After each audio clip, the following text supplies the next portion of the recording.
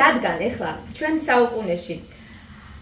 უკვე ცხოველების უფლებებზე ვლაპარაკობთ, მაგრამ ჩვენი ცივილიზაცია მაინც უსასტიკეს დანაშაულებს, ისევ ომებს, ისევ ადამიანების ხოცვას აგრძელებს და გვაქვს რაღაც თითქოს კი არა უკვე მესამე მსოფლიო ომის საწყის ეტაპზე ვართ. ხომ არ დავსვათ მეთქი კითხვა ჩვენს არა მარტო ჩვენს სალონში, არამედ საქართველოში, არამედ ზოგადად ისეთმა ადამიანებმა, როგორებიც დღეს შეკრიბეთ, საკმაოდ კომპეტენტური ადამიანები მინდა გითხრათ ამ საკითხთან დაკავშირებით, რომლებსაც გააჩნიათ სამყაროსეული ცოდნა, მეცნიერული ცოდნა, რელიგიური ცოდნა, ასევე შთაგონებული ცოდნები. აი ესეთი ადამიანები ხომ უნდა გაერთიანდნენ თეოსოფიური romlitაც ესე იგი ქალბატონი ცირა არის დაინტერესებული და ანუ მე ერთ რიგით ადამიანს კითხვა გამიჩნდა რომ ხომ უნდა გავერთიანდეთ ასეთი დიდი ცოდნის და ღრმა ცოდნის ადამიანები და ყველა მე ერთად ვიფიქროთ სამყაროს გადარჩენაზე და კაცობრიობა რომ დაღუპისკენ მიექანება რაიმე მექანიზმის შემუშავებას რომ ეს იყოს გაკეთილშობილების პერიოდისკენ ნაბიჯი არსად ესეთი რაღაც არ ჩანს და მე მინდოდა მეთქვა რომ აი ყველა ვინც რაიონში გაზდიხართ გინახიათ რომ ბავშვი რომელიც მოზარდობის ასაკში შედის 4, 5, 6 წელი და ოჯახში ან ქათამი, ან ღორი, ან საქონელი იკვლება პირველი ტირის და მშობელს ეხვეწება რომ ეს არ ჩაიდინოს. ეს არის ჩემი აზრით ყველაზე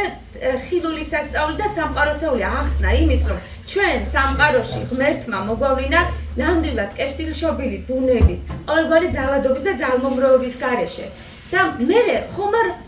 აი ამ კითხვაზე მინდა და აი ამ კითხვას მინდა მოემსახუროს მთელი ეს შეკრებები რომ ხომ არ მოხდა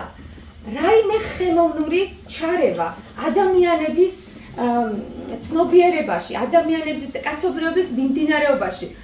ხელოვნური ისეთი ჩარევა, რომ რაღაც აი ესეთი ტენდენციები გამოიწვია, რაც ხდება და რაც ყველა ლოგიკით არის არასამართლიანი ისეთმა სამყაროს შემოქმედება, სასწაული ინჟინერიით დაალაგა სამყაროს და კოსმოსის წესრიგი. ასეთი ლამაზი სამყარო გვაჩუქა, შეუძლებელია, რომ აი ამ სამყაროში ამ სისასტიკეს ჰქონდეს გამართლება და მე მინდოდა, რომ კითხვა დავსვათ და კითხვას გავცეთ პასუხი, ხომ არ არის ეს მაგალითად როგორც ჩვენ ადამიანები ვართ ღმერთის შემოქმედები. ესე იგი ღმერთმა შექმნა ადამიანი როგორც არის ნათქვამი, ხატად თავისა როგორც შემქმნელი, მაგრამ ჩვენ ხო ხანდახან ვიყენებთ რაღაც ჩვენს უნარებს ცუდად. ხომ არ შეიძლებოდა მომხდარიყო, რომ სხვა ცივილიზაციას რომელსაც ჩვენ ამ კაცობრიობაში ხანდახან კაცობრიობა ხან დემონს უწოდებს, ხან სატანას უწოდებს, აი ამ ცივილიზაციას, ჩვენზე გაცილებით დიდი უნარების მქონე ცივილიზაციას, რაიმე ზეგავლენა მოეხდინა დედამიწის ადამიანებზე და მისთვის სასარგებლოდ გამოიყენებინა დედამიწის რესურსიც, ადამიანის რესურსიც და ჩვენ რაღაცა სხვა მიმართულებით მივდივართ, ვიდრე თავდაპირველი დაწყისი ადამიანი. აი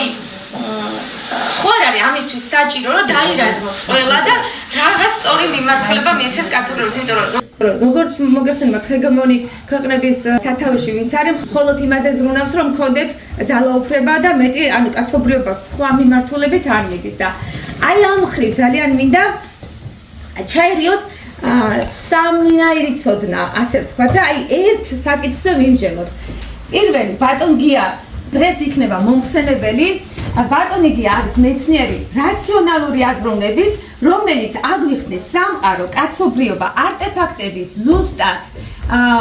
მეცნიერული გამოთვლებით და სიზუსტეებით და წყაროებით როგორ განვითარდა კაცობრიობა. ასევე მამაგურამი იმიტომ ყავს რომ რელიგიური კუთხით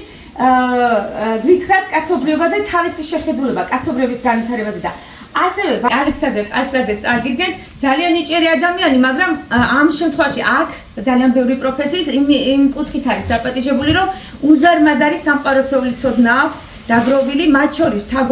შთაგონებითაც მიღებული და აი ეს კოსმიურ საკითხებზე, სხვა ცივილიზაციის საკითხებზე, აი ამ ჩარევებზე ბატონმა ალექსანდრემაც გვესაუბროს, ასევე ცირამაც ბატონო დავით, თქვენ როგორც პოეტი, ასევე დიდი კავშირი გაქვთ, მე როგორც ვიცი, პოეტებს და ქალბატონ ნინო იანებ თქვენს განსაკუთრებით იანებს აქვს თავისი სამყარო მეტად გახსნილი ამ სფეროში და აი პოეტებიც არიან საჭირო ამ თემაზე საუბრისთვის, იმიტომ რომ პოეტებსაც რაღაცა თავისი პორტალი აქვს სამყაროსთან უფრო განსაკუთრებული ვიდრე ჩვეულებრივ ადამიანებს და უფრო სხვანაირ ხაზზე და სხვანაირ აღქმაზე არიან ღმერთისაც და კოსმოსისაც, ჩემი აზრით.